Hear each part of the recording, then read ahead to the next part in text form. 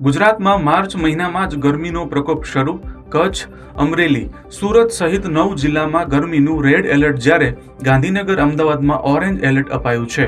ગરમીથી સાવચેતી રાખવા તંત્ર દ્વારા નાગરિકોને કરાઈ અપીલ. સામાન્ય સભામાં ગાંધીનગર મહાનગરપાલિકાનું વર્ષ 2025-26 માટેનું 1,718 કરોડનું વાર્ષિક બજેટ મંજૂર કરાયું. મેયર મીરાબેન પટેલના અધ્યક્ષસ્થાને સામાન્ય સભાનું આયોજન કરાયું હતું. હવામાન વિભાગના અંદાજ મુજબ રાજ્યના 14 જિલ્લામાં ગત 24 કલાક દરમિયાન તાપમાન 40 ડિગ્રીથી વધુ નોંધાયું છે. 42.8 ડિગ્રી સાથે સુરેન્દ્રનગર રાજ્યનું સૌથી ગરમ શહેર બન્યું.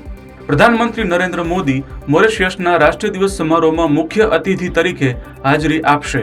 ભારત તરફથી એક માર્ચિંગ ટુકડી, ભારતીય વાયુસેનાની આકાશગંગા સ્કાય ડાઇવિંગ ટીમ તેમજ ભારતીય નૌકાદળનું જહાજ ઇમ્ફાલ પણ ઉજવણીમાં જોડાશે. પાકિસ્તાનમાં પેશાવર જઈ રહેલી ટ્રેન બલોચ આર્મીના લોકોએ ગઈકાલે હાઈજેક કરી 214 યાત્રિકોને બંધક બનાવ્યા હતા. બંધક બનાવાયેલા કેટલાક સૈનિકો પૈકી 30ની હત્યા કરાઈ. પાકિસ્તાન સરકારે બલોચ આર્મીને અલ્ટિમેટમ આપી કેદીઓને મુક્ત કરવા જણાવ્યું. બજેટ સત્રના બીજા તબક્કાનો આજે ત્રીજો દિવસ છે. સરકાર આજે લોકસભામાં ત્રિભુવન સહકારી વિશ્વવિદ્યાલય સહિત 2 અન્ય વિધેયક પાસ કરાવવાનો પ્રયાસ કરશે. રાજ્યસભામાં રેલ મંત્રાલયના કામકાજ પર ચર્ચા થશે. અમેરિકન ઉપરાષ્ટ્રપતિ જેડી વાન્સ પોતાના પત્ની ઉષા વાન્સ સાથે આ મહિને ભારતની મુલાકાતે આવશે.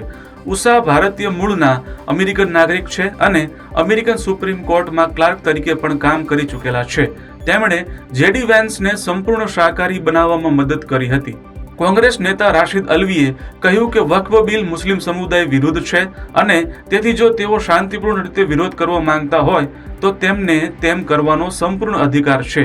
તેમના પ્રશ્નોનું નિરાકરણ સરકારે લાવવું જોઈએ. આખા ગામો અને ઐતિહાસિક સ્મારકો પર વક્ફ બોર્ડના દાવાઓ અંગે પણ રાશિદ અલ્વીએ બોલવું જોઈએ. સંભલની શાહી જામા મસ્જિદના કેસ બાબતે અલ્હાબાદ હાઈકોર્ટમાં આજે સુનાવણી થશે.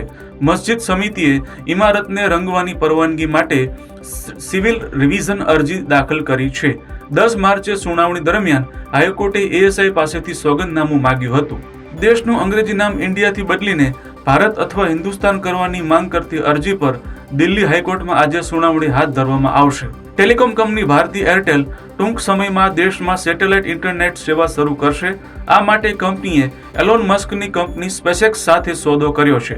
જંગલો, પહાડો, તમામ જગ્યાઓ પર ઇન્ટરનેટ સેવા ટૂંક સમયમાં મળતી થશે.